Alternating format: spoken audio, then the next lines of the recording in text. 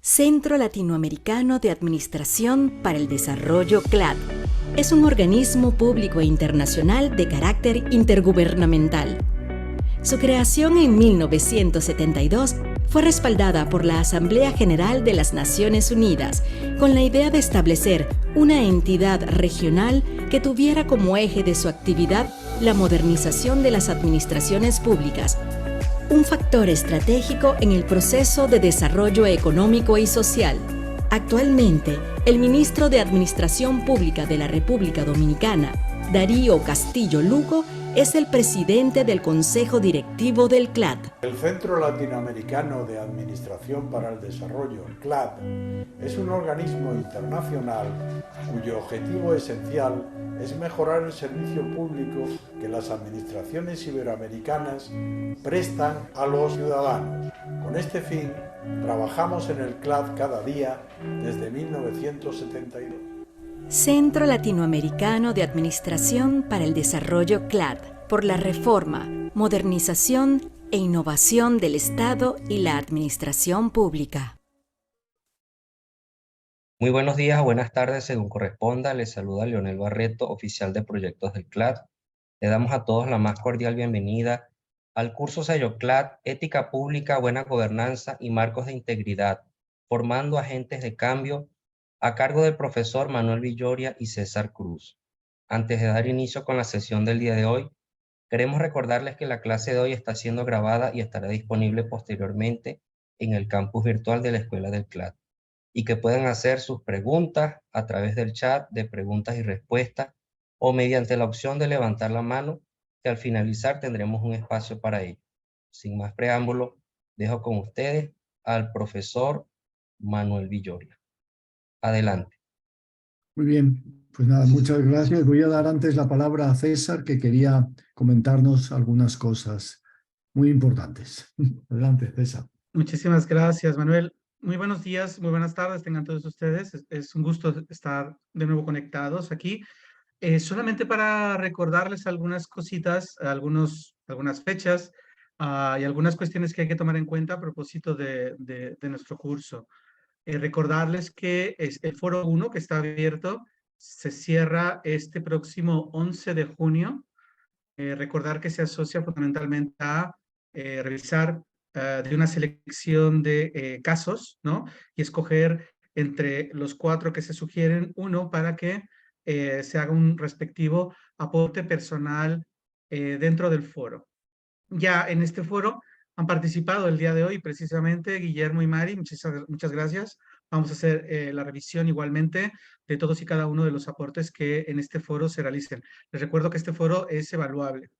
Luego también tenemos abierto, y este va a estar abierto durante todo el curso, nuestro foro de dudas académicas, en donde ya Camlin, Guillermo, Luis María han hecho sus aportes. Así que bueno, les invito a que todos aquellos que tengan alguna duda académica, conceptual, vinculada pues al temario o al contenido de las sesiones que vayamos celebrando, pues no tengan ningún temor, ninguna duda de que ese es el espacio, ¿no? El espacio que debemos utilizar. Así que gracias a los que ya han participado y les animo a los demás, a los que no lo han hecho aún, que bueno, que si tienen alguna duda puedan dirigirla por allí. A Miriam también comentarle que recibí su mensaje en nuestro apartado de mensajes, ¿no?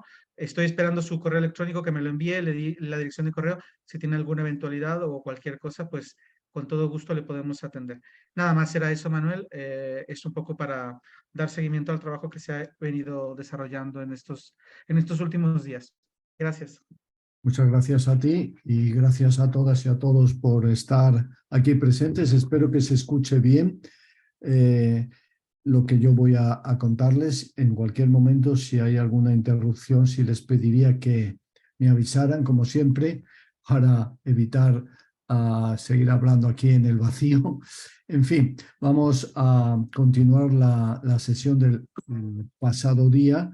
Si ustedes recuerdan, nosotros lo que hicimos fue entrar en el concepto de ética, separarlo de moral en principio, aunque luego la verdad es que los mezclamos constantemente, ¿no? Ética y moral.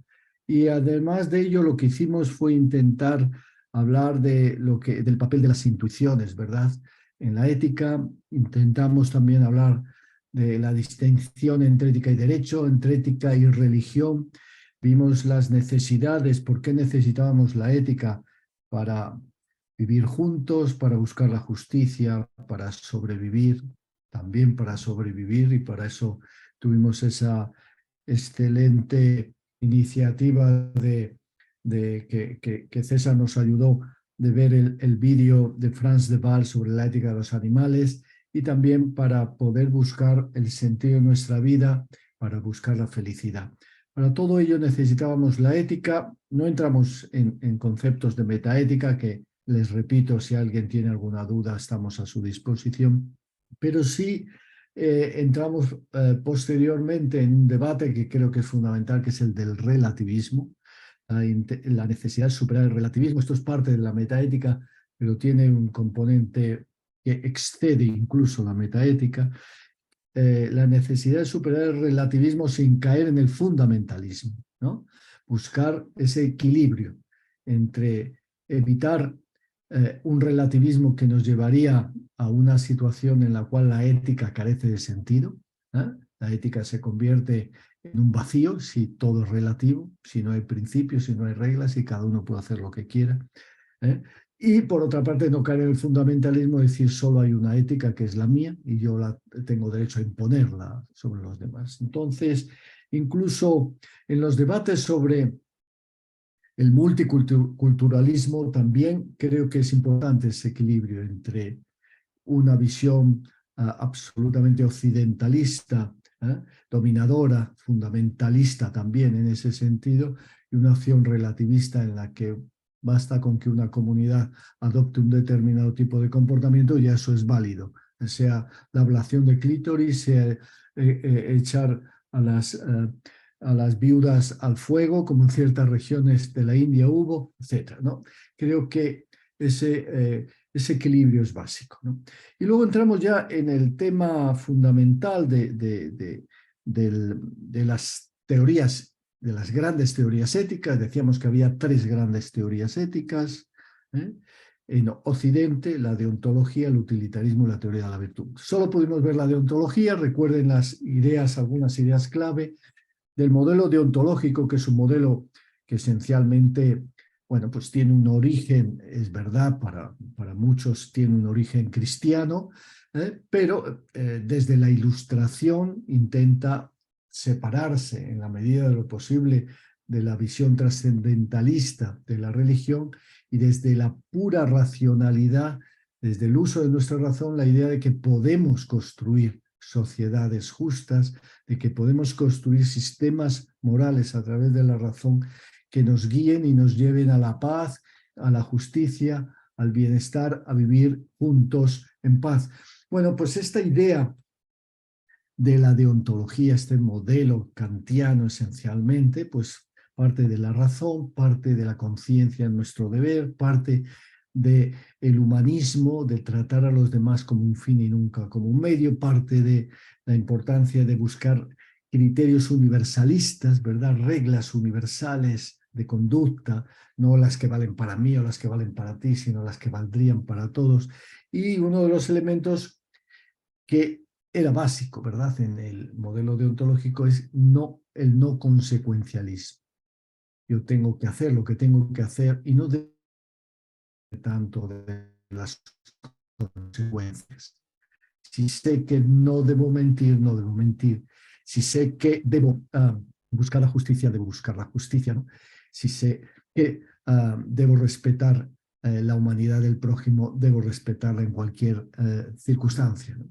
Bueno, pues en función de eso es donde surge ahora como contraposición, siendo también una ética que el utilitarismo, que es lo que voy a deciros, surge como en cierto modo contrapuesta a la ética deontológica, la ética utilitarista, que es una ética que también cree en la existencia de argumentos, de reglas que son verdaderas o falsas, igual que la ética deontológica, pero lo hace desde una perspectiva muy distinta porque es una ética consecuencialista.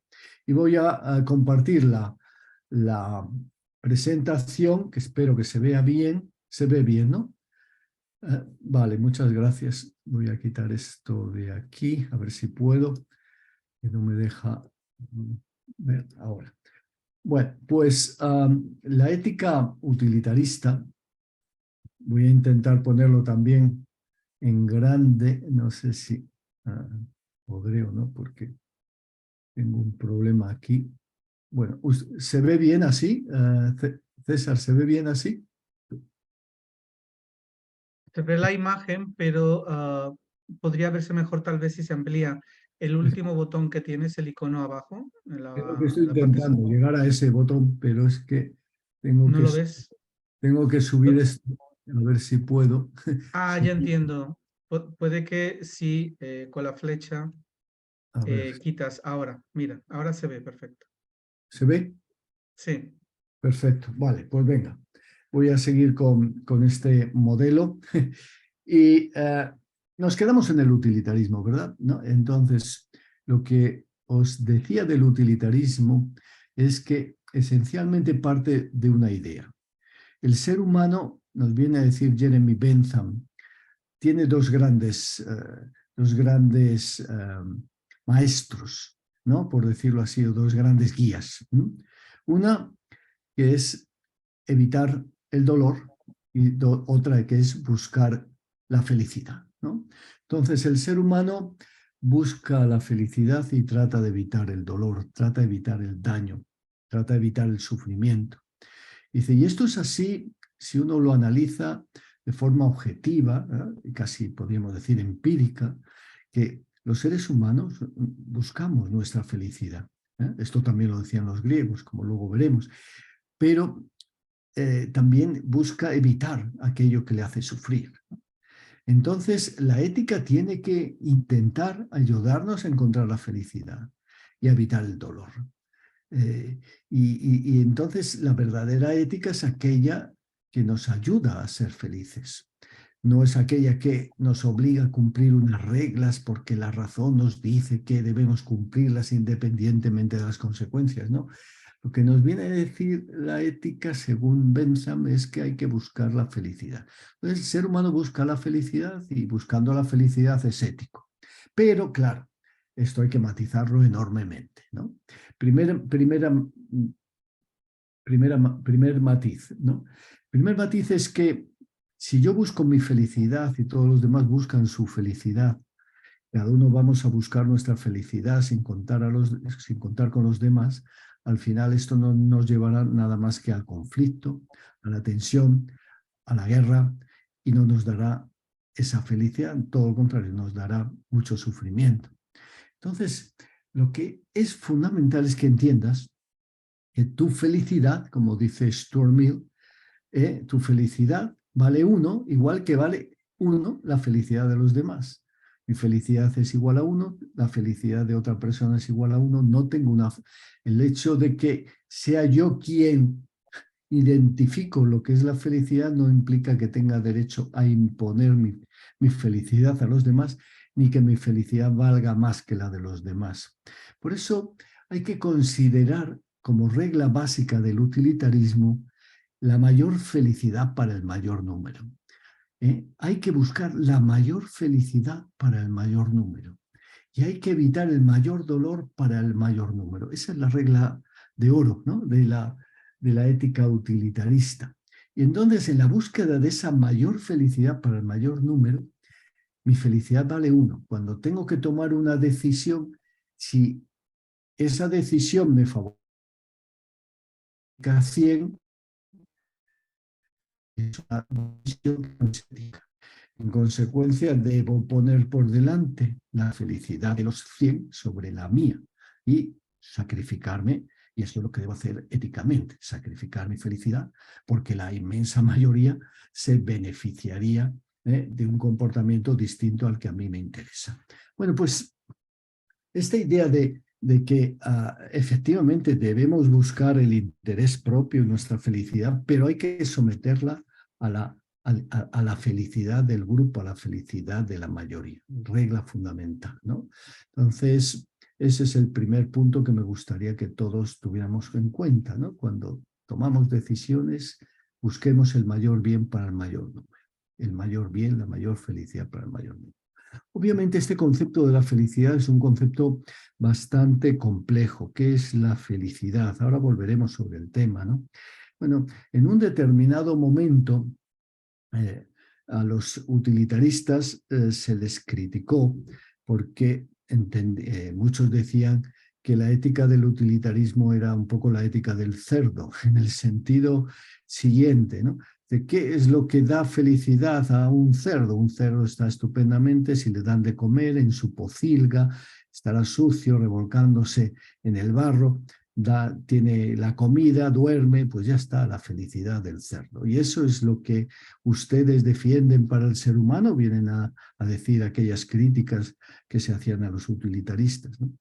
Y entonces Stuart Mill, con buen criterio, dijo: no, miren ustedes, creo que han interpretado mal nuestra teoría. Nosotros no buscamos ese tipo de felicidad, ¿no?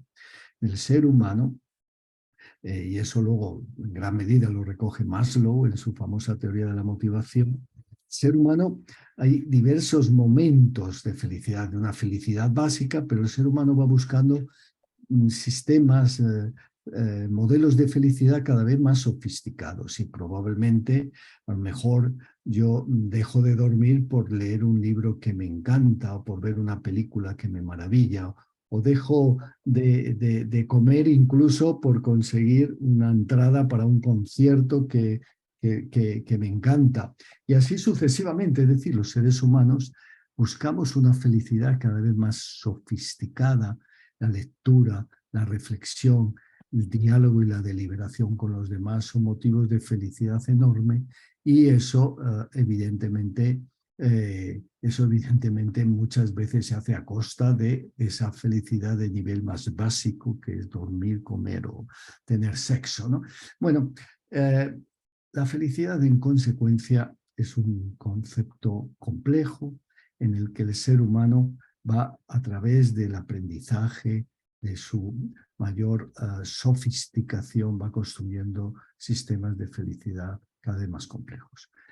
Otro elemento muy importante de este debate sobre la felicidad es evidentemente que si tenemos un concepto de felicidad más o menos claro, el gobierno lo que tendrá que conseguir es aportarnos esa felicidad que de alguna forma podemos considerar que la inmensa mayoría de los seres humanos consideramos como tal, ¿no?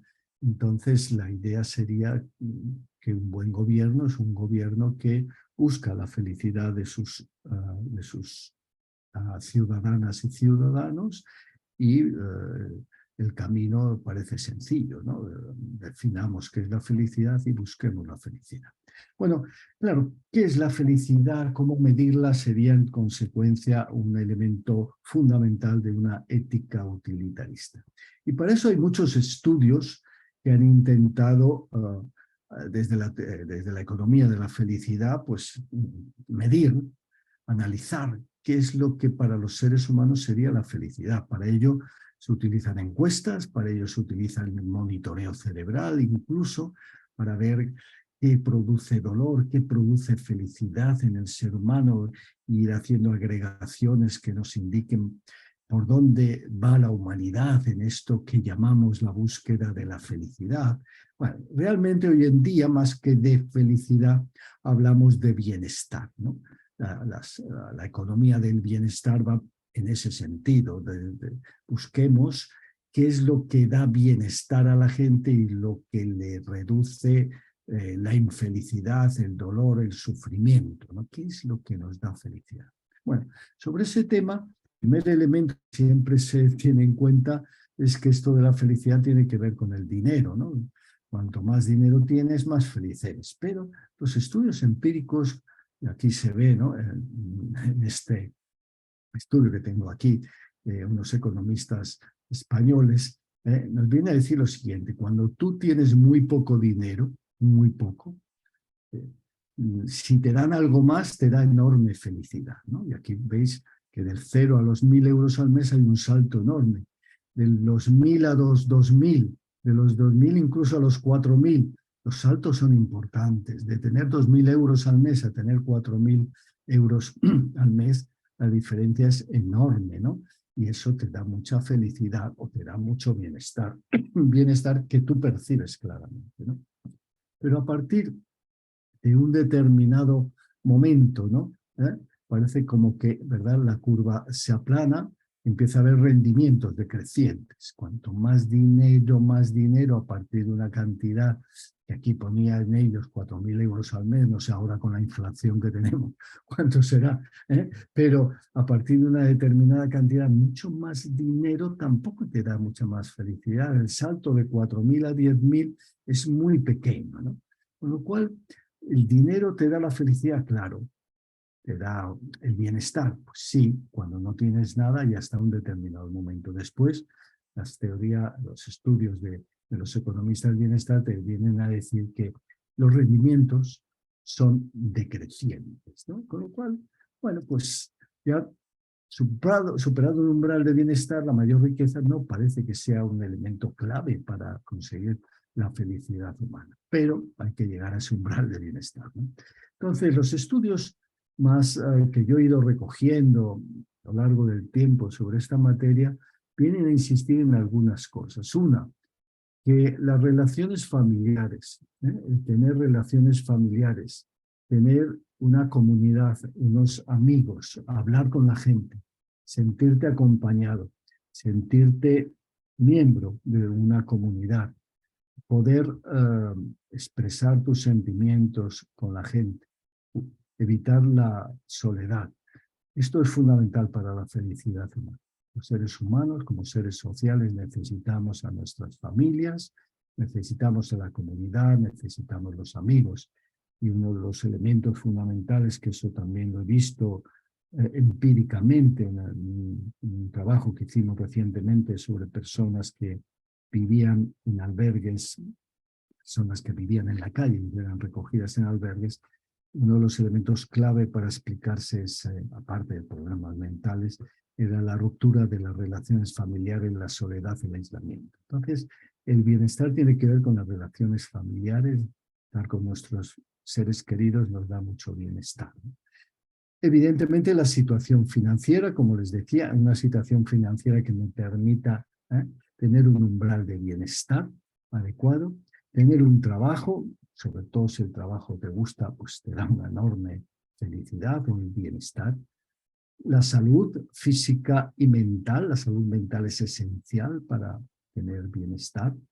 Y luego esa idea de la libertad personal, los valores personales, la libertad personal en el sentido de no sentirse dominado arbitrariamente por los demás ni por nadie, ¿no? Sentirte libre personalmente y tener esos valores personales que tienen que ver con la ética, ¿verdad? La ética en ese sentido te ayuda a tener más bienestar. Si tienes tiempo para la reflexión, si tienes tiempo para la meditación, si tienes unos valores personales sólidos, pues normalmente unido a todo lo demás tienes bienestar, ¿no? Entonces, como si esto es así, lo que nos vienen a decir, ¿verdad?, nuestros amigos de la economía del bienestar, es que el Estado lo que tiene es que generar esas políticas que aportan felicidad, ¿no? En toda materia tienen que buscar una sociedad de pleno empleo, donde la gente tenga trabajo, tenga unos salarios dignos, tenga un sistema sanitario que funcione bien, tenga un entorno comunitario y un tiempo para estar con la familia, etc., ¿no? Bueno, pues las políticas que aportan felicidad.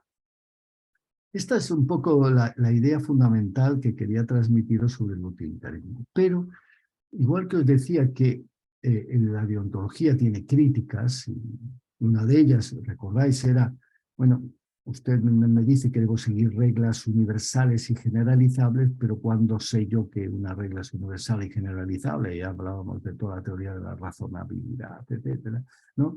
Y el propio hecho de que somos, los seres humanos somos racionales, sí, pero somos, cuando pensamos lento, somos más racionales, obviamente, que cuando pensamos rápido. Y además somos racionales en entornos sociales, con lo cual, cuando la sociedad es muy irracional, tendemos a ser también bastante irracionales, nos dejamos llevar, ¿verdad?, por entornos de irracionalidad colectiva, etc. Bueno, lo cierto es que las dos críticas que se hacen a la teoría utilitarista me parecen muy sólidas y muy importantes.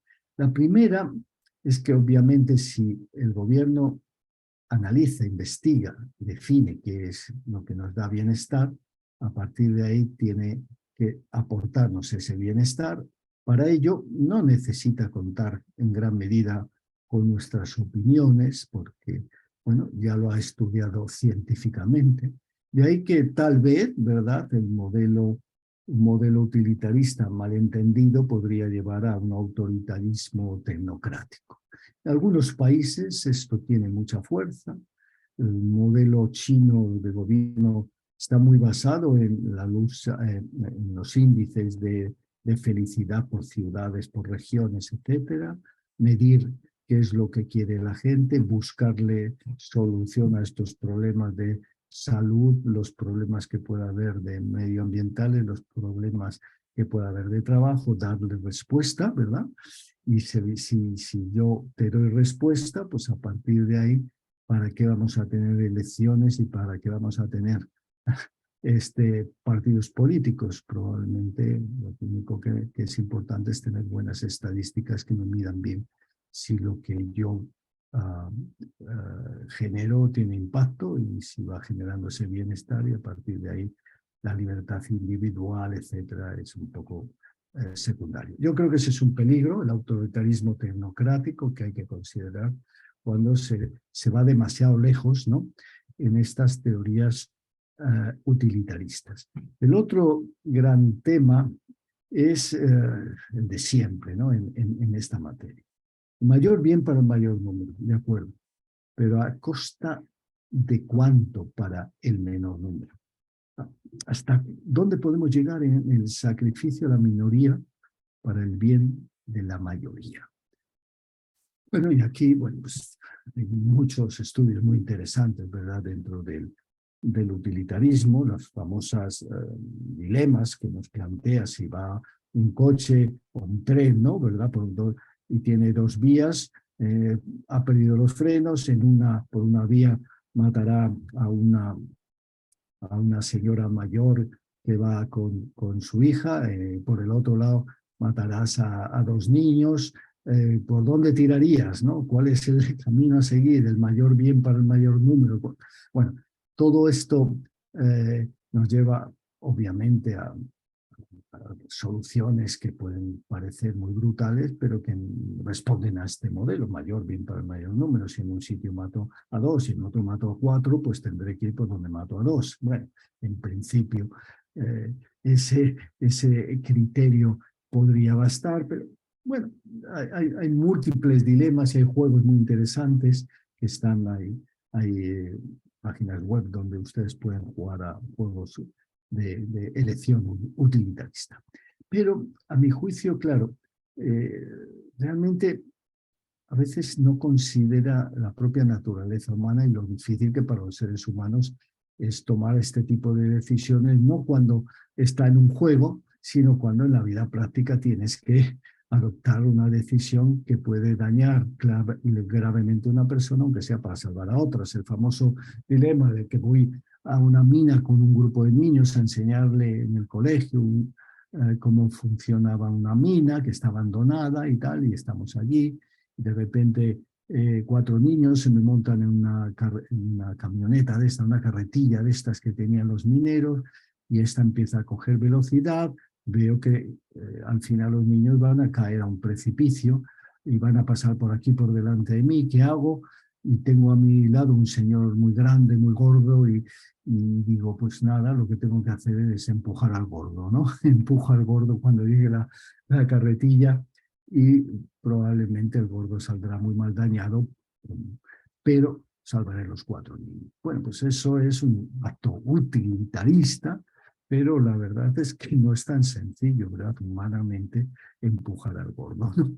Este tipo de elementos psicológicos también juegan un papel importante, ¿no? Pero bueno, en general, el problema de la minoría es mucho más complejo, ¿eh? Bueno, hasta dónde llego, ¿eh? En el sacrificio de esta minoría por el bien de la mayoría. El caso que yo les he puesto, les hemos puesto César y yo, sobre la bomba atómica es un ejemplo típico de análisis de dilema, ¿no? En este sentido. Si yo tengo que tirar la bomba atómica o no la tengo que tirar, si tengo todavía 1 millón de soldados japoneses luchando y tengo que intentar ganar la batalla y siguen matando soldados americanos y siguen cometiendo tropelías por todo Asia y no se rinden porque siguen fanatizados, y si yo puedo tirar la bomba atómica y mato a, no sé, 300.000 personas, pero salvo más de 1 millón de soldados americanos y varios millones de japoneses, pues a lo mejor esa es la mejor solución. Pero claro, ustedes me dirán, pero eso no es brutal. Pues sí, es contrario a la deontología, sí. ¿Por qué? Porque es contrario a la deontología. Personas como un medio, no como un fin. Evidentemente salvamos a otros mucho, pero les matamos a esto de forma terrible. Bueno, son dilemas extraordinariamente complejos. La bomba atómica, sin lugar a dudas, lo es un dilema puro, ¿no? En el cual no hay una buena solución, todos son soluciones malas y buscamos la menos mala, ¿no? Pero, bueno, este es uno de los grandes problemas, ¿no? Y luego, pues, en esta lucha por tomar las mejores decisiones en el utilitarismo, me parece muy importante que conozcamos bien el utilitarismo y lo sepamos usar bien, porque nuestras sociedades, si queréis luego lo hablamos, son cada vez más utilitaristas. Nuestras sociedades son cada vez más utilitaristas. Y la teoría utilitarista tiene un peso enorme en la toma de decisiones. Lo acabamos de ver con la pandemia, ¿no? Donde en muchas ocasiones, por el bien de la mayoría, porque la economía no se hunda, a lo mejor hemos dejado morir a ciertas personas que podríamos haberlas salvado, pero claro, la economía se hubiera hundido mucho más. El mayor bien para el mayor número, ¿hasta dónde podríamos llegar? ¿Qué hemos hecho? ¿Qué no hemos hecho? Es una reflexión bastante compleja que se la dejo ahí, ¿no? Bueno, entonces, en este debate surge lo que llamamos el utilitarismo de la regla, que se lo voy a explicar con una historia real que siempre cuento, pero que a mí me parece perfecta para explicarme esto, ¿no? Vamos a ver, yo doy clases a policías, a los que llamamos los comisarios principales, los niveles superiores de la policía española, y en esas clases a veces planteamos dilemas de este tipo en la parte de ética. Y yo le pedí una vez a ellos que me explicaran dilemas que habían tenido. Entonces y luego intentar buscar una solución entre todos. Y uno de los comisarios nos dijo, mira, yo os voy a contar un caso. Dice, yo una vez estaba en mi despacho, llegó mi ayudante, entró, me dijo, mire, señor comisario, tenemos una persona aquí esperando y me ha dicho que quiere hablar con usted y solo con usted. Es un caso de un secuestro. Él era un experto, él llevaba estas unidades de lucha contra los secuestros dentro de la policía judicial, conocía bien este tema. Y bueno, lo cierto es que hay una persona ahí afuera que dice que tiene un tema de un secuestro y que quiere hablar con usted, pero solo con usted. No, hemos dicho que hable con los inspectores jefes, incluso con otro comisario, pero él quiere hablar con usted porque dice que viene de parte de no sé quién y que han dicho que hable con usted. Efectivamente, bueno, pues el comisario dice, bueno, pues que pase, a ver qué me va a contar, no sé. Y entonces pasó esta persona y le dice, mire usted, yo tengo una niña de 5 años y la han secuestrado, lleva ya 7 días secuestrada y me han dicho que a los 9 días la mataban. Y bueno, yo sé que la van a matar. ¿Por qué? Pues porque, mire usted, sacó un pañuelo de su bolsillo con sangre y había un trocito de un dedo de la niña, le habían cortado parte del dedo índice a la pequeña. Entonces dice, bueno, esta es la situación. Entonces, claro, este hombre, el comisario nos contaba, dice, pero ¿cómo es posible que usted venga a la semana de esto? Usted tenía que haber venido inmediatamente. Sí, es verdad, pero tengo que decirle la verdad en su conjunto, ¿no? Y es que, bueno, yo tenía relaciones con este grupo, es un grupo criminal muy peligroso. Me he dado cuenta yo con el tiempo, lo peligrosos y los terribles que son. Yo les he blanqueado dinero, son narcotraficantes de un grupo muy peligroso y, bueno, en un determinado momento me han empezado a pedir dinero porque no les había salido algún negocio y han dicho que yo tenía que darles 5 millones de euros. Yo no tengo esa cantidad, ni mucho menos, ¿no? Entonces, bueno, como no se lo daba, me secuestraron a la niña.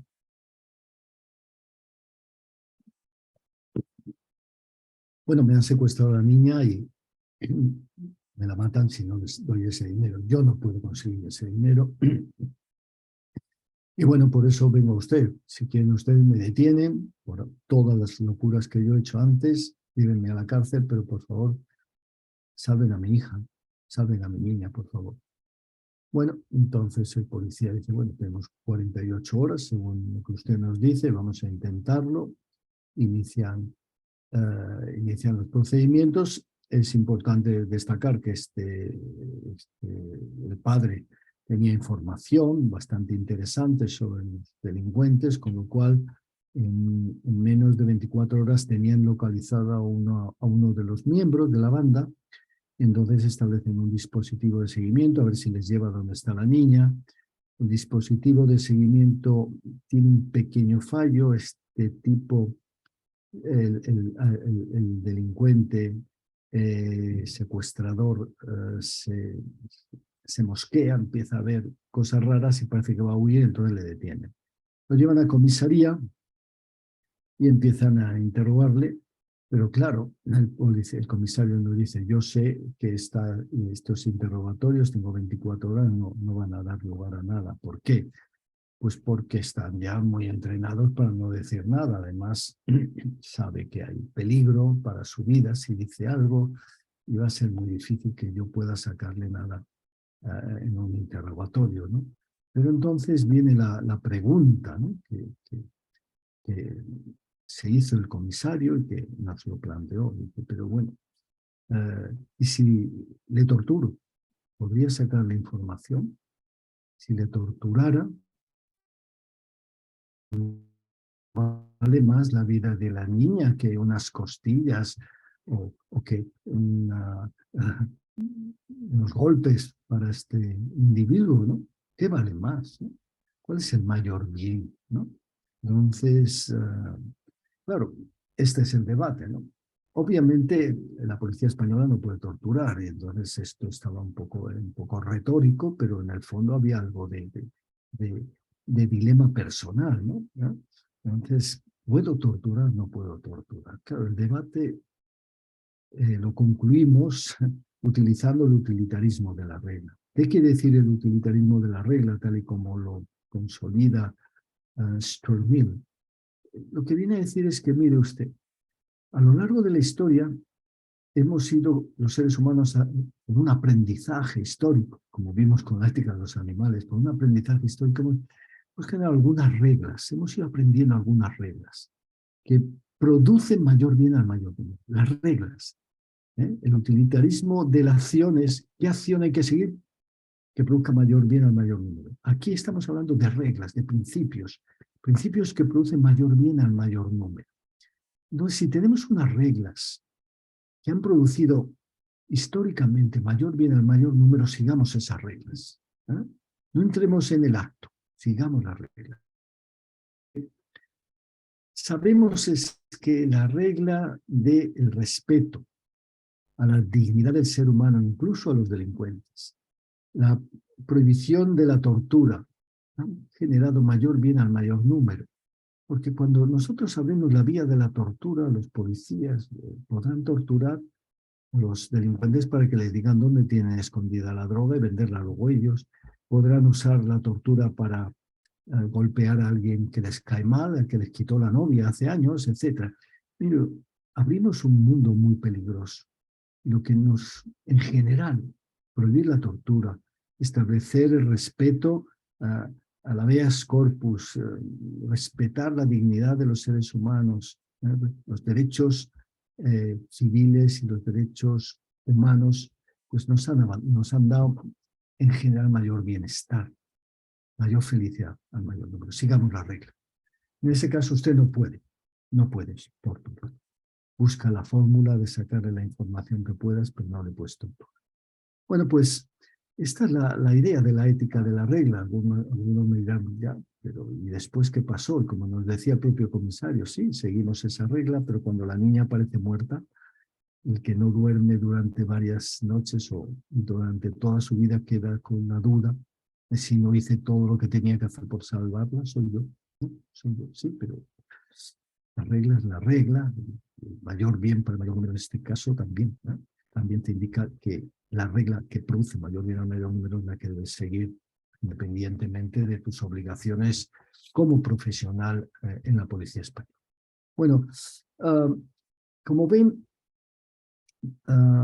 el utilitarismo tiene unas enormes posibilidades, más en el utilitarismo de la regla que en el utilitarismo de la acción en sí misma.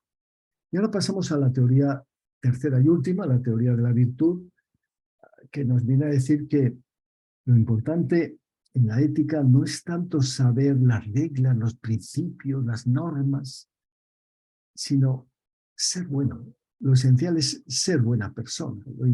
Lo esencial es desarrollar un carácter moral que haga que tú naturalmente actúes bien, que tú naturalmente seas una persona que ayuda a tu comunidad. Bueno, la teoría de la virtud es interesante verla en el marco de la teoría ética de los griegos, ¿no? La teoría ética de los griegos parte de un fuerte componente comunitarista. ¿Qué quiere decir esto? Que para los griegos es más importante la comunidad que el individuo. La comunidad podrá equivocarse, pero siempre debe seguir las reglas que la comunidad marca. ¿Por qué? Porque tú fuera de la comunidad no eres nadie. Es la comunidad la que te aporta el bienestar, la que te aporta la seguridad, la que te aporta el apoyo. Entonces es en la comunidad donde uno puede alcanzar los mayores niveles de desarrollo humano. No somos seres sociales, vivimos en comunidad y necesitamos la comunidad. Entonces a veces hay que sacrificarnos por la comunidad. Y bueno, el ejemplo mejor es Sócrates, el cual es castigado, ¿verdad? A muerte, es condenado a muerte. Le dan la posibilidad de huir, pero él dice que no quiere huir, prefiere sufrir la injusticia a cometerla, ¿no? Porque sería injusto escapar, porque eres Sócrates, ¿no? La comunidad ha tomado esa decisión, es injusta, sí, pero yo la asumo, la comunidad por encima del individuo.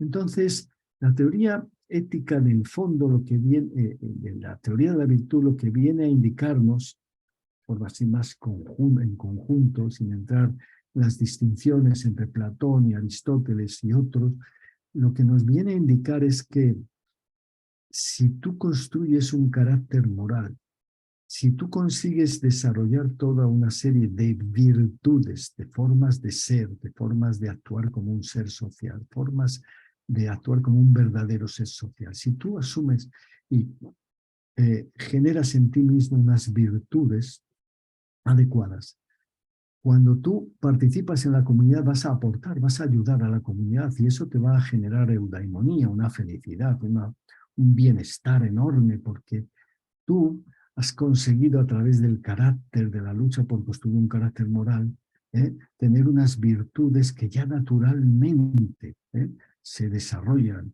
que ya naturalmente se despliegan en la sociedad. Y cuando tú despliegas tus virtudes, ayudas a tu comunidad y eso te hace ser feliz, ¿no? Bueno, entonces, ¿cuáles serían estas virtudes? Bueno, son diversas en función de los autores. La doctrina cristiana las asumió como virtudes también,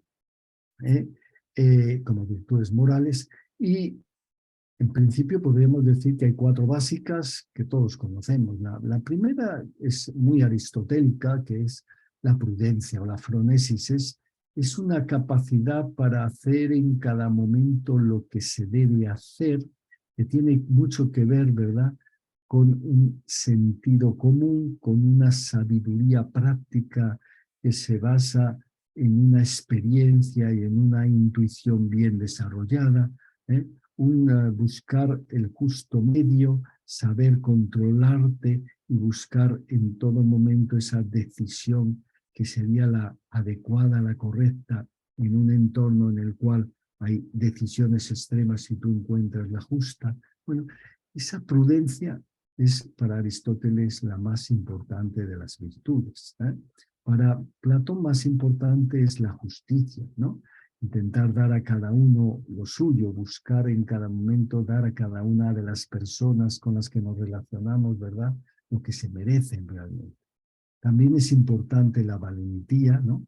Es la capacidad, ¿verdad?, de decir la verdad, la capacidad de enfrentarse a la injusticia, la capacidad de buscar el bien incluso contra los poderosos, arriesgarse por ser íntegro, y finalmente la templanza, que también nos implica controlar nuestras pasiones esencialmente. Los seres humanos tenemos emociones, tenemos pasiones, pero hay que controlarlas porque si no, no seremos capaces de ser verdaderos humanos y de desarrollar ese carácter tan importante para una sociedad que viva de forma justa, de forma decente, de forma equilibrada, ¿no? Entonces, claro, ¿cómo construyo yo esas virtudes? Pues a través de la autodisciplina, del esfuerzo, de la autorreflexión, ¿no? Y yo voy construyendo esas virtudes y genero un carácter. Cuando tengo ese carácter ya naturalmente, ¿verdad?, actuaré así, y seré valiente, y seré justo, y seré prudente, en fin, todas estas grandes ventajas, ¿no? Desde una perspectiva social, obviamente, las virtudes, el carácter, tienen mucho que ver con la comunidad, como les decía. Entonces, es cierto que estos modelos éticos,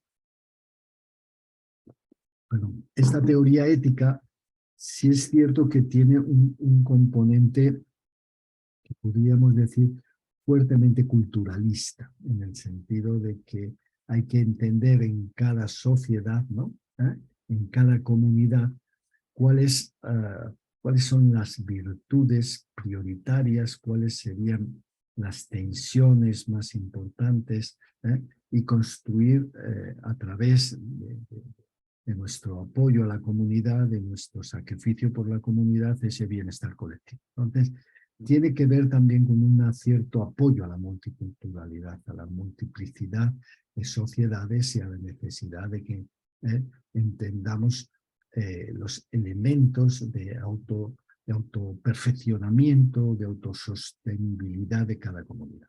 Bien, bueno, lo que nos viene a recordar también es que la ética no es solo un tema de razón, de contrato social, ¿no? También tiene que ver con la alianza, con la unión entre personas que pertenecemos a una misma comunidad, con nuestra afección, con la emoción de sentirnos juntos, con la empatía, con todo ese conjunto de elementos emocionales que nos permiten construir sociedades más integradas y más éticas en este sentido.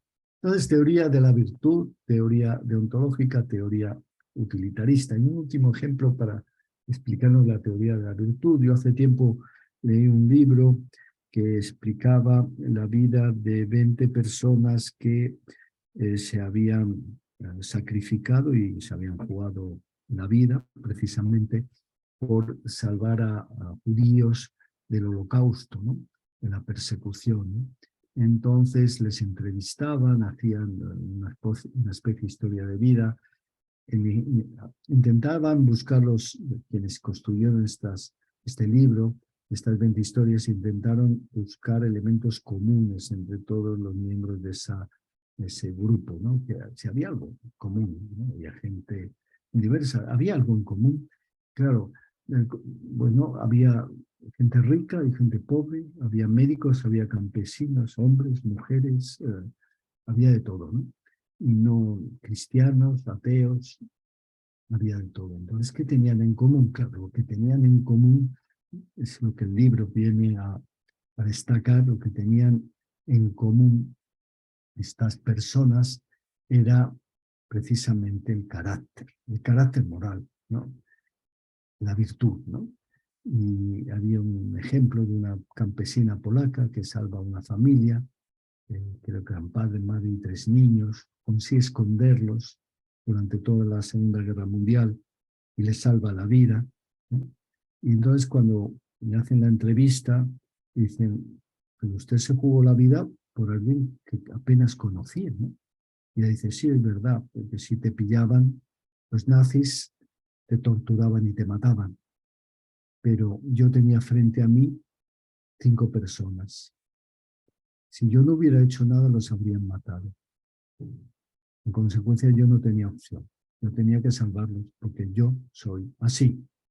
Me podrían matar, me podrían torturar, pero yo nunca jamás les podría dejar solos, porque yo soy así.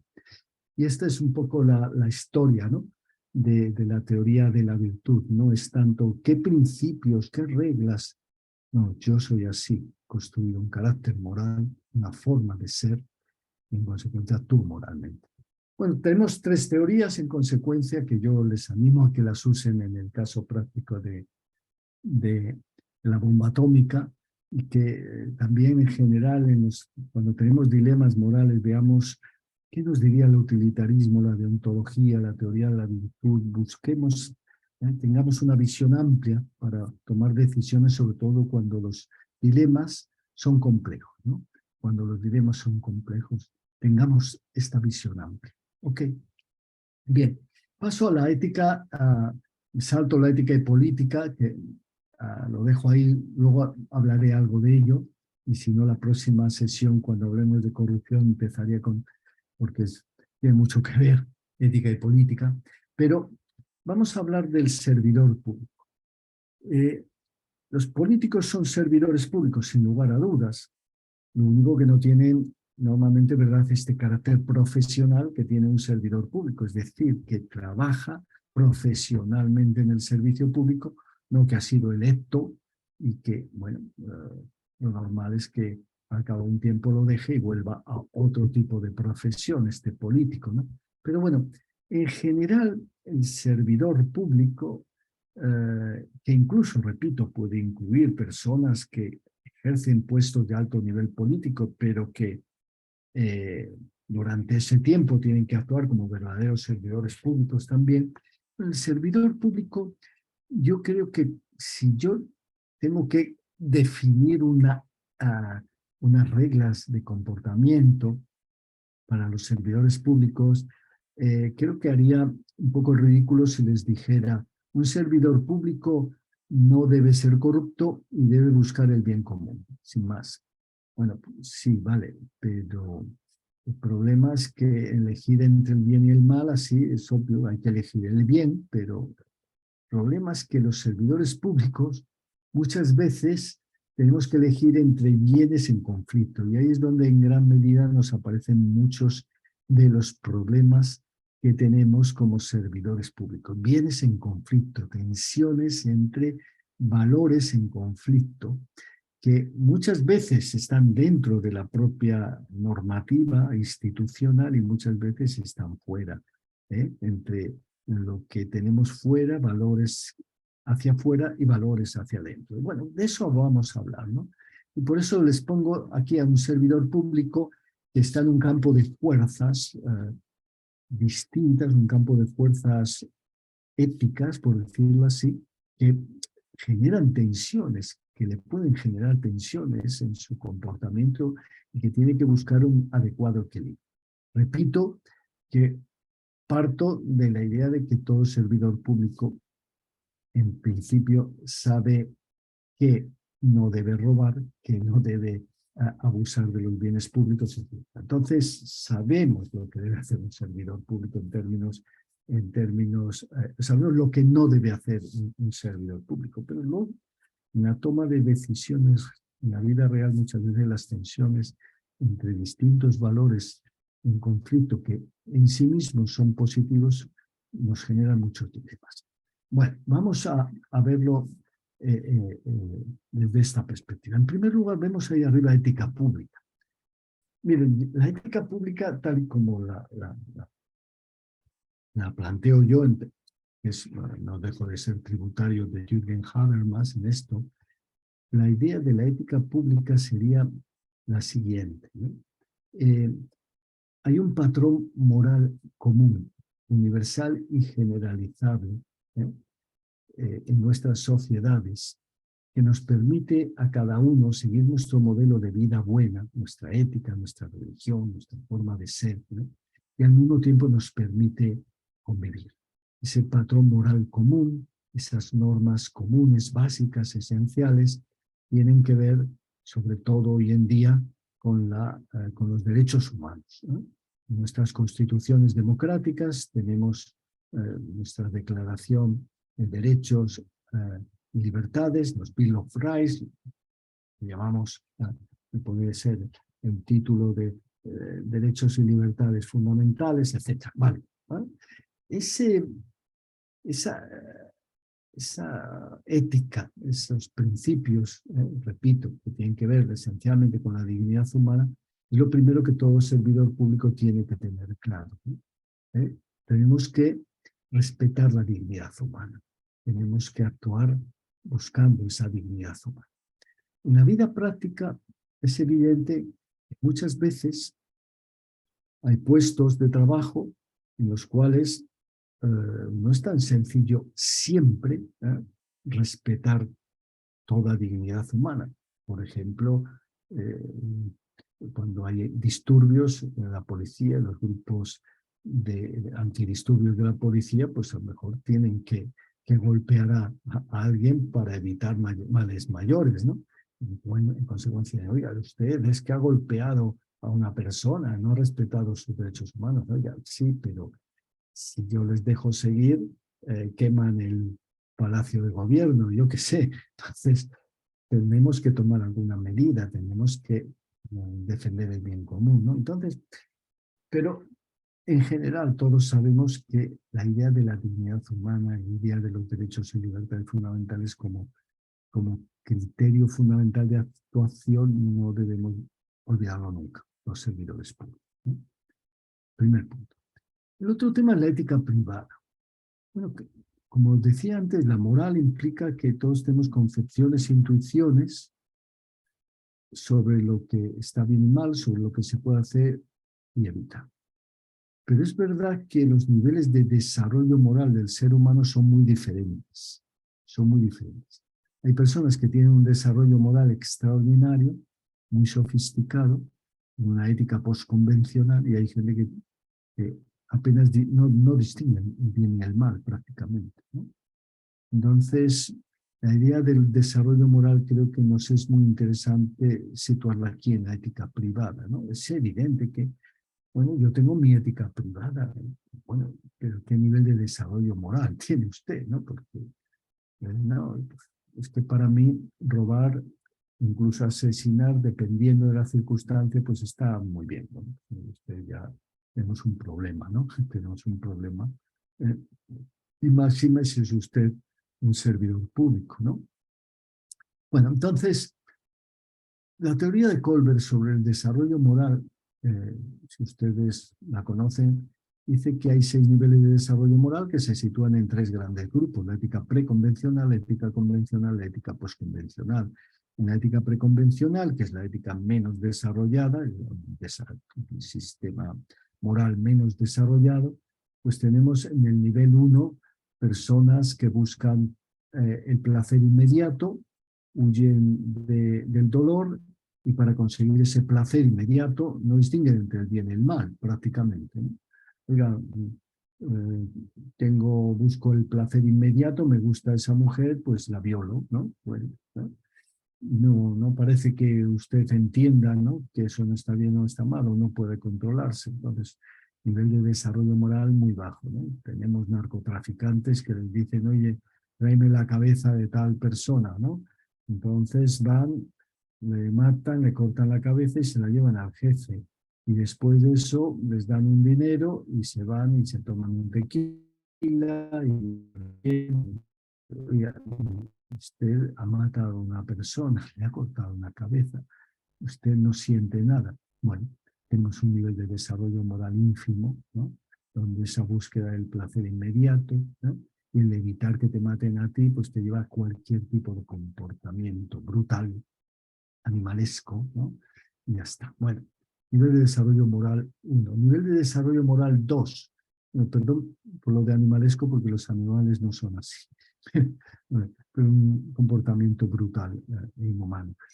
El segundo nivel de desarrollo moral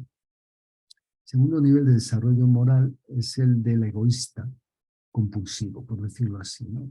Tenemos personas dentro de la ética esta preconvencional que solo piensan en sí mismos, ¿no? No son tan brutales como los otros, no usan muchas veces, no tienden a usar ellos la violencia, aunque puede que la inciten en otros. Ellos solo se preocupan de sí mismos, son incapaces de sacrificarse por nada ni por nadie prácticamente, ni por sus amigos, ni por su familia, porque son de un egoísmo brutal. Tú serás amigo mío mientras me interese. Cuando dejas de interesarme ya no eres amigo mío. Yo tengo a mi familia, la quiero mucho, pero la utilizo cuando quiero, ¿no?, para mis fines, para mis intereses, y no me sacrifico ni por mi familia, ¿no? No hay reglas prácticamente que me impongan un comportamiento excepto mi egoísmo, ¿no? Este tipo de personas, claro, suelen ser más inteligentes que los otros, y lo que hacen son análisis coste-beneficio. Si tengo que seguir esta regla, la sigo porque veo que si la incumplo voy a tener graves problemas. Ahora, en el momento que pueda dejar de cumplirla, la incumplo y ya está. Para mí no hay reglas que no sean lo que a mí me interesa en cada momento, ¿no? Bueno, nuevamente tenemos un caso de desarrollo moral inferior que hace muy difícil la vida, ¿no?, colectiva. En el caso 1, es evidente que si todos fuéramos como esas personas, la guerra civil sería permanente y el mundo sería, como decía Hobbes cuando hablaba del estado de naturaleza, breve, brutal y siniestro, ¿no? Pero en el nivel 2 igual, también ese egoísmo brutal, pues que no hay lugar donde uno no haga análisis de coste-beneficio, donde no haya amor, donde no haya amistad, donde no hay nada, solo egoísmo puro y duro. Bueno, pues ese mundo poco psicópata creo que tampoco nos lleva a ninguna parte. En el nivel de desarrollo moral 3, yo creo que ahí estamos, todos los humanos de alguna forma tenemos también ese nivel de desarrollo moral. ¿Por qué? Porque la propia supervivencia nos ha llevado, como lo hablábamos cuando hablábamos de los animales, los animales tenían capacidad perdón, que tengo el teléfono que me hace más sonar, perdón. Los animales tienen capacidad, ¿verdad?, para empatía, para reciprocidad en grupos pequeños, ¿verdad? Entonces, la idea del desarrollo moral 3 es la de el buen amigo, el buen familiar. Es decir, somos capaces de sacrificar nuestros intereses, pero por los más cercanos, por nuestra familia, por nuestros amigos, por nuestro clan. Yo soy capaz de sacrificarme por ellos. Ahora, si tú me pides que me sacrifique por la sociedad, no sé qué es eso. Eso me resulta muy extraño, me resulta muy alejado, no lo entiendo muy bien. La sociedad, bueno, eso. Yo sé que tengo una familia y tengo que ayudarme. Y si tengo que saltarme alguna ley, pues ayudar a mi familia, yo me salto las leyes por ayudar a mi familia, ¿no? Entonces, claro, el problema con esta ética de nivel 3, que repito, todos tenemos y debemos tener preocupación por nuestra familia, por nuestros amigos, etc. El problema de esta ética de nivel 3 es que, claro, si a mí me eligen alcalde de Madrid y tengo, la mayoría de la sociedad asume esta ética, pues cuando yo soy alcalde me llamará mi madre y me dirá, ¡oye, qué maravilla, hijo, qué alegría me has dado! Ya sabes que tienes a tu hermana, que la tienes que dar un puesto muy importante, a tu primo Pepe, a tu prima Lucy, a tu tío Roberto, a esos hay que darles un buen trabajo, porque ahora que eres, ¿verdad? Alcalde, primero la familia y los amigos. Los amigos me van a llamar para que les dé contratos. Qué alegría, nos ha dado que seas alcalde, que nos vas a dar muchos contratos para nuestras empresas, etc. Qué bien. Bueno, pues, claro, se nos lleva a una corrupción generalizada. Entonces, el nivel 3 por sí mismo genera enormes problemas de esto que llamamos particularismo y evita unas sociedades universalistas donde la ley y las reglas comunes para todos, imparcialmente ejecutadas, funcionen. Entonces, por eso es tan importante el salto al nivel 4. En nivel 4 tenemos aquellas personas que llamaríamos el buen ciudadano. Un ciudadano es alguien que entiende que tiene que sacrificar su interés por el bien de la comunidad. Y que si no sacrifica su interés por el bien de la comunidad será dañada y al final él será dañado también y los beneficios a corto plazo serán superados por los maleficios, por los daños a largo plazo, ¿no? Entonces, ¿qué es lo que hace el buen ciudadano? El buen ciudadano sabe que tiene que sacrificarse por la comunidad, pero no sabe muy bien cómo hacerlo. La forma de hacerlo es a través de una heurística, que es cumplir las leyes. El buen ciudadano cumple las leyes, respeta el orden, respeta las leyes. Me paro los semáforos, pago mis impuestos, aparco donde tengo que aparcar, no tiro la basura en la calle. Yo cumplo las leyes, soy un buen ciudadano, hago lo que debo hacer, ¿eh? Y eso da seguridad y estabilidad a mi comunidad y permite un bienestar colectivo. Esto es lo que sería el nivel de desarrollo moral. Y algunos me dirán, pues ya está, hasta ahí hemos llegado, lo máximo que se puede conseguir. No, están los niveles de desarrollo de la ética postconvencional, en los cuales, claro, en la ética, en el nivel 5, podríamos encontrar personas que siguen una ética más utilitarista, incluso cercana al utilitarismo de la regla, y en lo que hacen es, bueno, hay que cumplir las leyes, hay que desarrollar una sociedad ordenada, pero a veces las leyes son injustas y hay que buscar cómo mejorarlas para que den el mayor bien al mayor número. No hay que aceptar el orden por el orden. Seamos críticos, busquemos una sociedad mejor a través de los buenos análisis racionales coste-beneficio, buenas leyes bien medidas, con objetivos claros, con indicadores, y busquemos una sociedad mejor a través de esta búsqueda del mayor bien para el mayor número, sin necesidad de sacrificar excesivamente a la minoría. Y finalmente, en el nivel superior estarían, según la teoría de Colbert, quienes asumen una ética puramente o esencialmente deontológica, en la cual buscan la dignidad humana y están dispuestos a luchar por la dignidad humana y a sacrificarse por la dignidad humana y a buscar leyes y a promover normas y a promover sociedades donde la dignidad humana reine y sea efectiva. Bueno, pues niveles de desarrollo moral distintos, ¿no? Evidentemente, si yo conecto esto con un servidor público y les pregunto qué nivel mínimo tiene que tener un servidor público de desarrollo moral para poder desarrollar su trabajo adecuadamente. Yo creo que todos me dirán mínimo nivel 4. Porque claro, niveles 1, 2 y 3, y la inmensa mayoría de nuestros empleados públicos tienen el 1, pues tendríamos criminales, ¿no? Si tenemos el 2, tendríamos psicópatas. Si tendremos el 3, tendríamos corruptos, ¿no? Bueno, entonces nivel 4 como... Bueno, y esta es muy importante, la necesidad de una ética privada mínimamente desarrollada para poder ejercer adecuadamente el servicio público. Eso no quiere decir que en ocasiones nuestra ética privada no pueda chocar con nuestras obligaciones profesionales, no haya tensiones. Los conflictos de interés es un ejemplo. Todos tenemos que apoyar a nuestra familia, a nuestros amigos, sin lugar a dudas, pero como profesional yo, si tengo que tomar una decisión y está involucrado un familiar o un amigo, tengo que abstenerme, ¿no? Porque tengo un conflicto de interés, ¿no? Y en ocasiones también, sin embargo, la empatía me puede llevar a modular cierto tipo de comportamientos de aplicación ciega de la norma que pueden ser a veces poco humanos. Les pongo un ejemplo. Dando clase una vez, uno de los alumnos de alto directivo público me dijo, mira, yo ahora soy el director de nos contaba el caso, ¿no? El director de la seguridad social.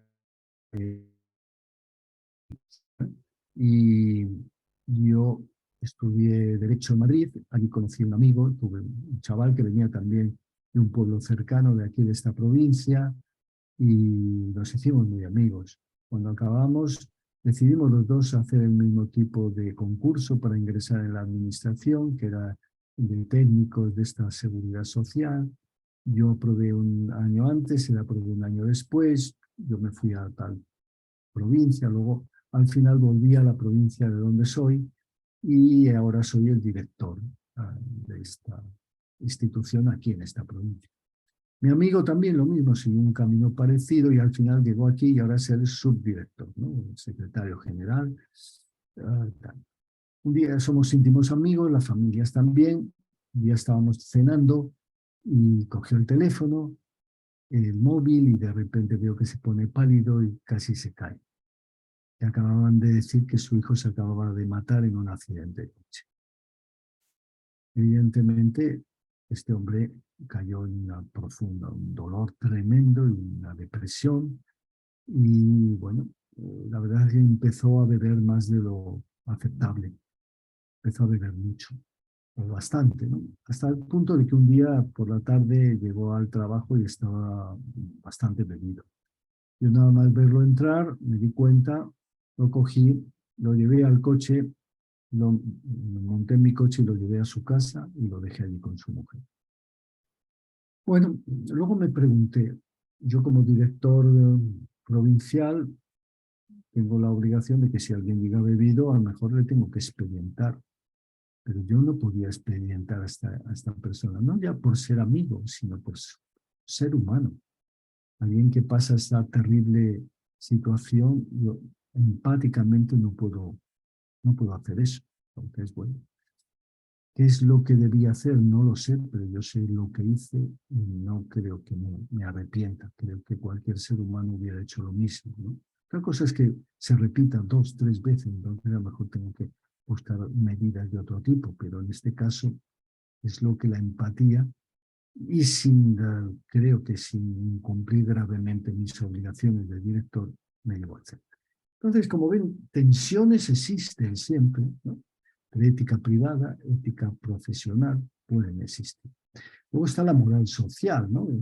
A veces hay concepciones e intuiciones, sobre todo concepciones sociales de lo que está bien y lo que está mal, en un determinado momento, en un determinado lugar, que pueden ser excesivamente particularistas. Está bien proteger a los miembros de la comunidad, está bien apoyarnos socialmente, está bien saltarse las normas para apoyarnos socialmente, para apoyar a los miembros de la comunidad. Eso no está mal. Bueno, claro, pero yo como profesional de la administración tengo que actuar con imparcialidad, con objetividad. Entonces, en ocasiones tengo que aplicar normas objetiva e imparcialmente que implican una sanción a una persona que sí, que es miembro de la comunidad, que sé que tiene dificultades económicas, pero que ha desarrollado una actividad fraudulenta y ha falseado datos para que se le dé una ayuda. Entonces yo le tengo que evitar la ayuda y te tendré que sancionar porque tengo que aplicar la norma con imparcialidad y objetividad. Ah, no, pero eso es muy injusto porque en nuestra sociedad nos apoyamos mutuamente y estas cosas pues hay que hacerlas. Y las leyes y las normas y la objetividad, bueno, eso es secundario, mire usted, ¿no? Entonces a veces se producen esos problemas, esas tensiones, ¿no? Con la moral social de una determinada comunidad, etcétera, ¿no? Con César una vez veíamos el caso en un determinado lugar, ¿no? Donde alguien que ocupaba un puesto de director de recursos humanos en una organización importante del país, ¿no? Después de mucho trabajo y esfuerzo, porque venía una familia muy humilde en una región de la sierra, en los Andes, pues hombre, había conseguido un puesto, pero nada más llegar al puesto, su madre ya empezó a llamarle, sus amigos del pueblo, de la comunidad, para que les diera puestos de trabajo, para que les ayudara, etcétera. Entonces decía, claro, hay una tensión entre lo que en esa comunidad se entiende que yo debo hacer y lo que mi obligación profesional me manda, ¿no? Entonces eso me obliga a enfrentarme. Mi madre me dice que qué vergüenza, que cómo va a decir ella, cómo va a asumir ella en la comunidad que yo soy tan mal vecino, tan mal compañero, tan mal ciudadano para con mis conciudadanos, pero yo sé muy bien cuáles son mis obligaciones profesionales en la administración. Otro elemento son las instituciones, y las instituciones son, como ustedes saben, reglas formales e informales que nos damos las comunidades para establecer criterios de cooperación y para evitar lo que llamaríamos sistemas de egoísmo destructivo, ¿no? Las instituciones en principio tienen una función de regulación, de ordenación, de control, y sobre todo las instituciones estatales bien diseñadas intentan asegurarnos que en nuestras comunidades el poder está controlado, hay check and balances, ¿verdad? Hay pesos y contrapesos, evitamos que quienes tienen el poder público abusen de él, les controlamos y al mismo tiempo establecemos reglas que nos aseguren al máximo posible la eficacia de nuestras organizaciones públicas. Bueno, entonces, ustedes conocerán también el famoso texto de Acemoglu y Robinson, ¿por qué fracasan los países? ¿Por qué fracasan los países? Pues de acuerdo con la teoría de Acemoglu, que deja de ser discípulo de Douglas North, claro,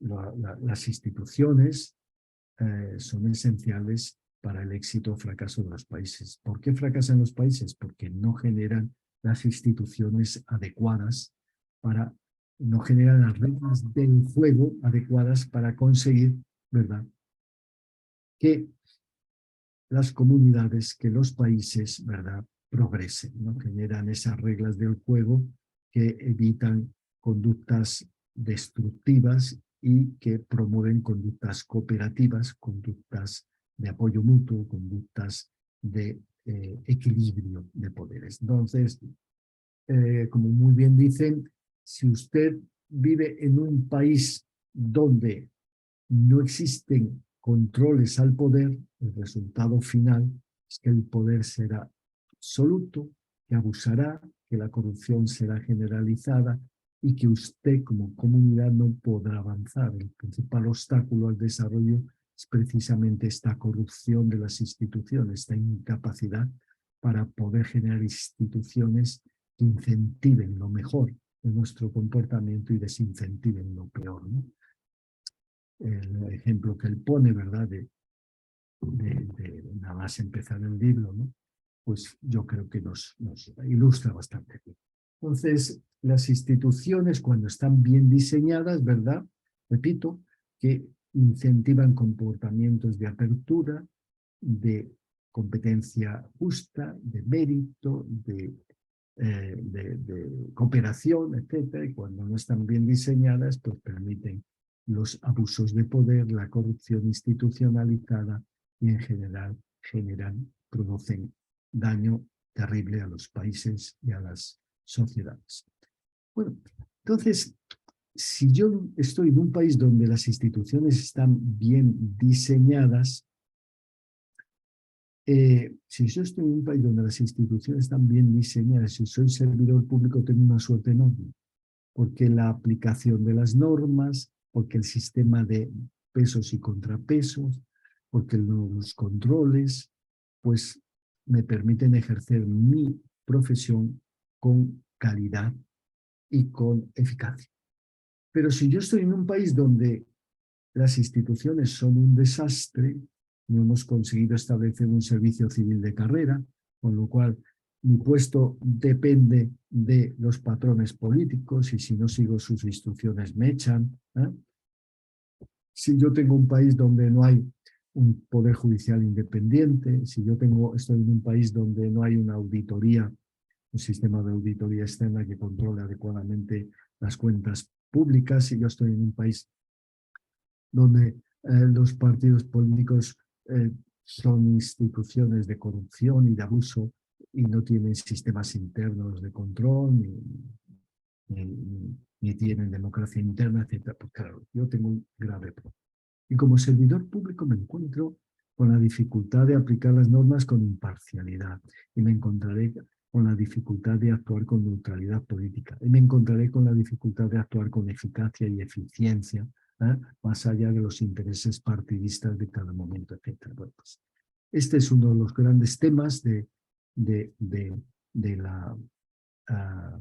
los servidores públicos, los grandes problemas que nos planteamos muchas veces los servidores públicos, y es si no hay las instituciones adecuadas, si no hay las leyes adecuadas, las normas formales e informales adecuadas, es muy difícil desarrollar mi trabajo con eficacia, eficiencia, imparcialidad, objetividad, etc. Bueno, todo esto nos lleva finalmente a la ética profesional, que la voy a introducir. Voy a intentar avanzar ya todo lo que pueda en esta materia y es lo siguiente. Vamos a ver, las éticas profesionales. Los servidores públicos somos profesionales, ¿no? Los profesionales que desarrollamos nuestra actividad en las administraciones, ¿no? Y como tales pertenecemos, desarrollamos nuestra actividad desde distintas profesiones en esta profesión marco que es el servicio público. Unos serán médicos, otros serán maestros, otros serán abogados o ingenieros. Cada uno, ¿no?, tiene su profesión, pero estamos dentro de este marco común de las profesiones vinculadas al sector público, al servicio público, ¿no? Bueno, lo que es cierto es que cada una de las profesiones podemos entenderlas como prácticas cooperativas. Prácticas que desarrollamos en las sociedades y que nos permiten a las sociedades hacer frente a problemas colectivos y nos permiten, cuando se hacen bien, vivir mejor. Las profesiones son prácticas que nos ayudan a vivir mejor, siempre y cuando los profesionales hagan bien su trabajo. Si yo tengo médicos que hacen bien su trabajo, viviremos todos mejor y más. Si yo tengo policías que hacen bien su trabajo, viviremos con mayor seguridad, podremos disfrutar de los derechos y libertades ciudadanas. Si yo vivo en sociedades donde los ingenieros hacen bien su trabajo, los puentes resistirán, las carreteras estarán bien diseñadas, etc. Las profesiones son esenciales para el bien común, para el desarrollo de nuestras comunidades. Para ello es fundamental que apoyamos estas profesiones, cada uno las suyas. Es fundamental que cada uno en su profesión tenga claro el bien interno, la razón de ser de la profesión, lo que la justifica socialmente. ¿Qué es lo que debe hacer un médico? ¿Qué es lo que debe hacer un policía? ¿Cuál es la razón de ser de su profesión? ¿Qué es lo que la justifica socialmente? Yo diría, Un médico está para prevenir y curar enfermedades. Un policía está para garantizar la seguridad pública y permitirnos el libre ejercicio de los derechos y libertades. Ese es su bien interno, la razón de ser de su profesión, socialmente. Entonces, todo profesional debe tener claro cada mañana cuando va a trabajar el bien interno, la razón de ser de su profesión. ¿Por qué estoy aquí? ¿Qué es lo que me hace útil? ¿Qué es lo que me hace ser socialmente necesario? Y tengo que hacerlo bien, ¿no? El bien interno. Es evidente que hay bienes externos. Bienes externos como puede ser el salario. Yo, si no me pagan, pues es difícil que pueda dar clases siempre, ¿no? Entonces, el policía, si no le pagan, pues robará. Entonces, ¿no? Entonces, hay bienes externos, el salario, el poder, muchos puestos públicos que requieren poder poner multas, poder retener, poder suspender. Oye, te dan poder, necesitas poder también, ¿no? Bueno, son bienes externos, necesarios. Algunos tenemos incluso la fama, ¿no? El prestigio, ¿no? Bienes externos. Nos tienen que ayudar a hacer bien nuestro trabajo, pero no podemos ponerlos por encima del bien interno. Si yo pongo el dinero por encima del bien interno, ya profesionalmente estoy actuando de forma no ética. Os pongo un ejemplo. Yo soy médico. Recibo personas que tienen enfermedades. Cuando las recibo, pienso, a ver cuánto dinero le puedo sacar a este tonto o a esta tonta.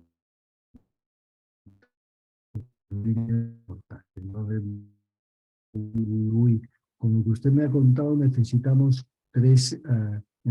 que pase aquí abajo a mis laboratorios, y que le hagan varias pruebas. La prueba de orina, prueba de sangre, tal. Bueno, por cada prueba le cobro 100 euros y al final usted me vendrá con 4 análisis, 400 euros, yo los veo, bueno, de acuerdo con lo que veo, usted tiene que ir a un especialista. Le recomiendo que vaya a este, que se llama no sé cuánto, de mi parte, que le va a tratar muy bien. Por cada uno que yo le mando, me da el 10% el especialista. Bueno, yo estoy ganando bastante dinero, pero soy una vergüenza para mi profesión. Estoy poniendo el bien externo, el dinero por encima de mi obligación profesional, de mi bien interno, ¿no? Bueno, pues cuidado con los bienes externos y desde luego la importancia del bien interno, ¿no? Entonces, al final, la ética de las profesiones requiere entender que son prácticas que cooperan, cooperativas, que ayudan a la sociedad, que nos ayudan a todos a vivir mejor. Estas prácticas cooperativas se fundamentan en un bien interno, una razón de ser que tenemos que cuidar y respetar, que tenemos que llevar adelante y que no podemos dejar que los bienes externos nos distraigan, nos ayudan, pero no nos distraen, no se ponen por encima del bien interno. Y luego finalmente pues es importante nuevamente, ¿no?, que construyamos un carácter, una forma de ser, unas virtudes, eso que llamamos integridad. La integridad como una especie de grapa que sujeta a las virtudes que nos permiten ser coherentes en todo momento con los principios, con los valores, con las normas propias del servicio público, ¿no? Entonces, construir ese carácter sería ya la culminación de esta ética profesional. Frente a esto, algunos niegan la ética en el servicio público en base a 2 teorías. Una teoría es la que dice que los funcionarios lo que tenemos que hacer es olvidarnos de la ética, tanta ética y cumplir las leyes, sin más, ¿no? Cumplimos las leyes, cumplimos las órdenes que nos den, con neutralidad, indiferencia, y ya está, porque realmente nosotros no tenemos libertad. Nosotros lo único que tenemos es que obedecer leyes y órdenes que nos dan.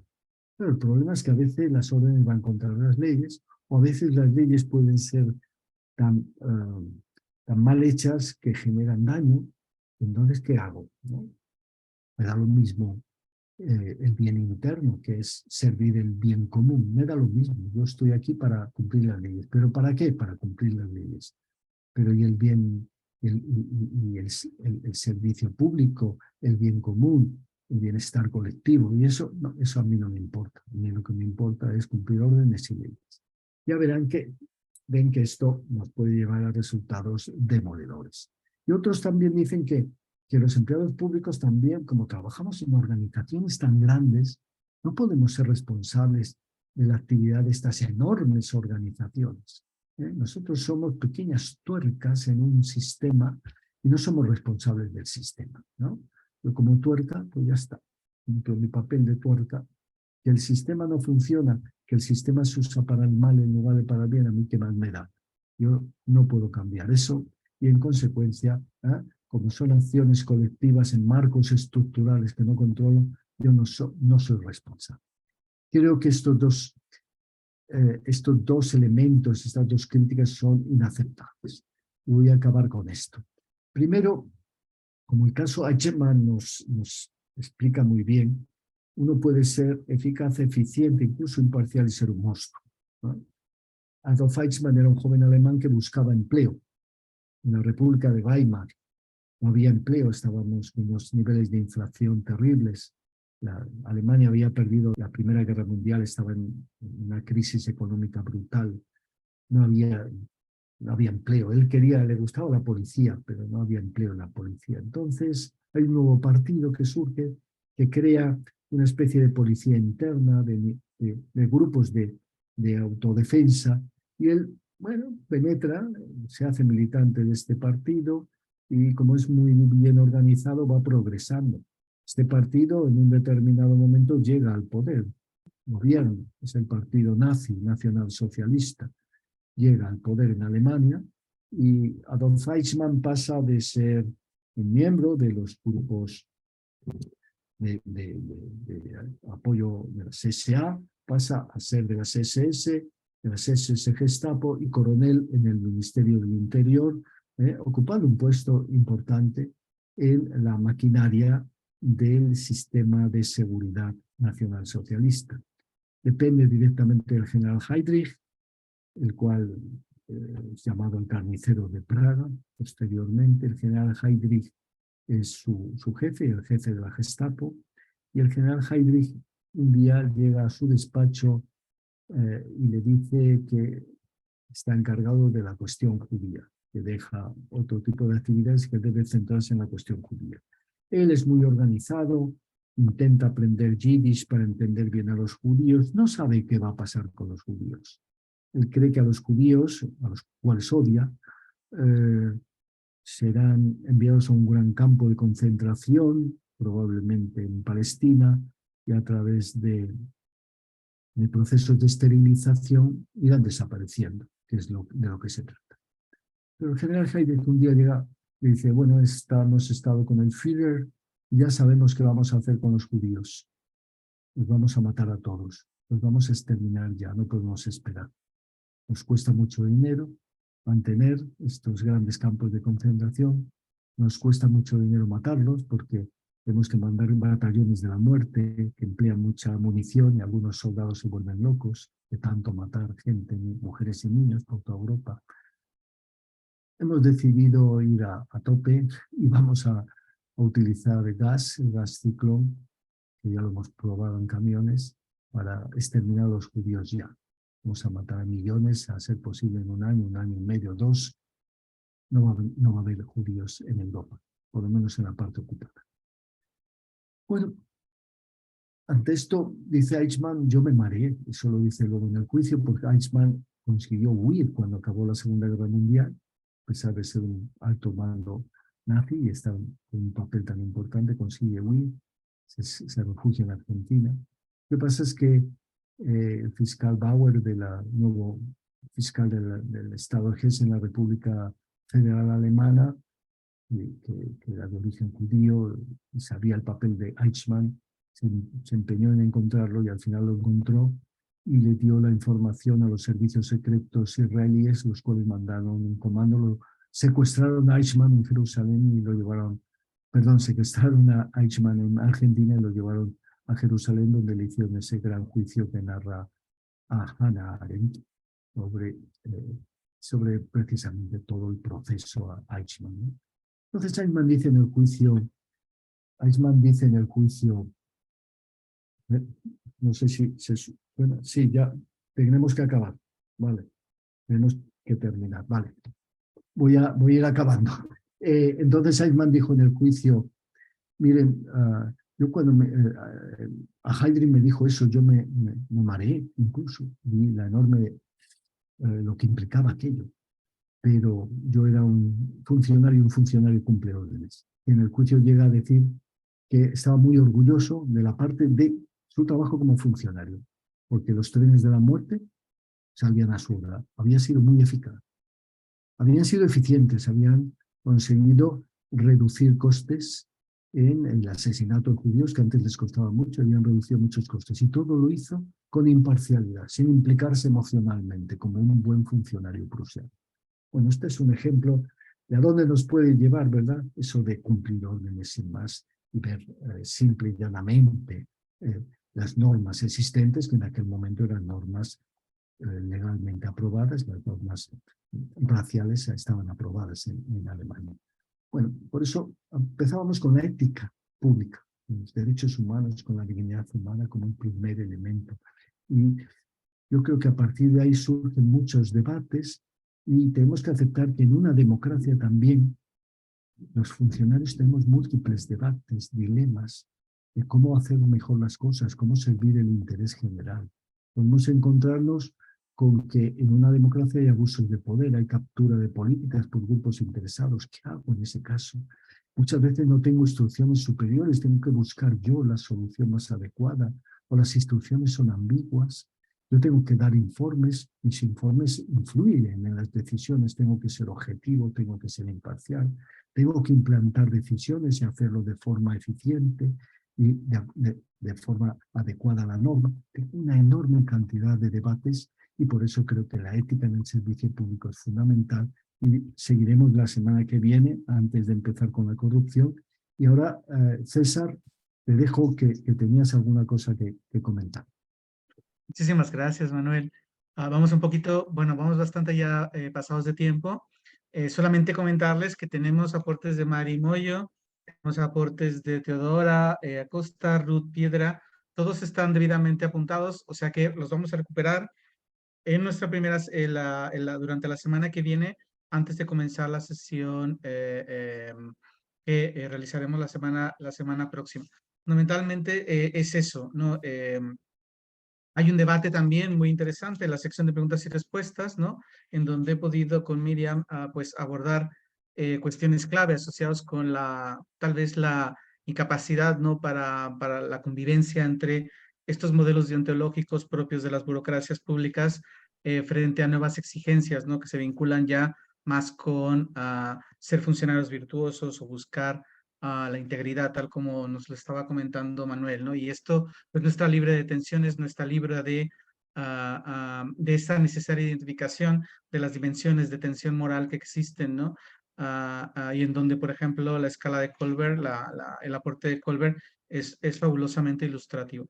Muchísimas gracias, Leonel. Debemos cerrar ya, pero Sí. como les decía, hemos apuntado todas las aportaciones para recuperarlas el próximo lunes. Sí, muchísimas gracias, profesores. Con estas palabras, bueno, damos por finalizada la sesión de hoy, recordándoles que la clase de hoy estuvo siendo grabada y estará disponible en unas horas en el canal, estará disponible en el campus virtual y bueno, que pueden hacer las consultas respectivas. Y bueno, nuevamente agradecerle a los profesores y a los 25 participantes que estuvieron conectados en la actividad de hoy. Muchísimas gracias, nos vemos en la próxima sesión. Hasta luego. Hasta luego.